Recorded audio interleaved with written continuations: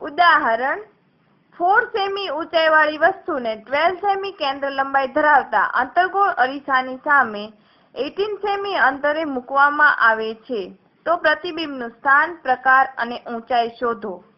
વસ્તુ અંતર u = -80 semi, વસ્તુ ઊંચાઈ h = 4 સેમી, કેન્દ્ર લંબાઈ f = -12 સેમી.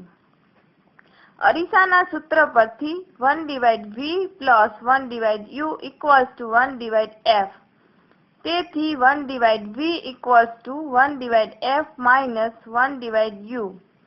તેથી 1/v = -1/12 + 1/18. તેથી 1/v = -1/36.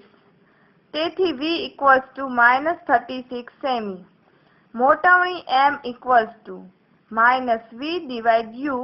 + 36 / -1/8 = -2. તેથી m = h' પરથી h' m × h = -2 × 4 = -8 સેમી. વસ્તુનું વક્રતા કેન્દ્રથી દૂર ધ્રુવથી 36 સેમી અંતરે વાસ્તવિક, ઉલટું અને મોટું પ્રતિબિંબ રચાય છે તથા ઊંચાઈ 8 સેમી છે.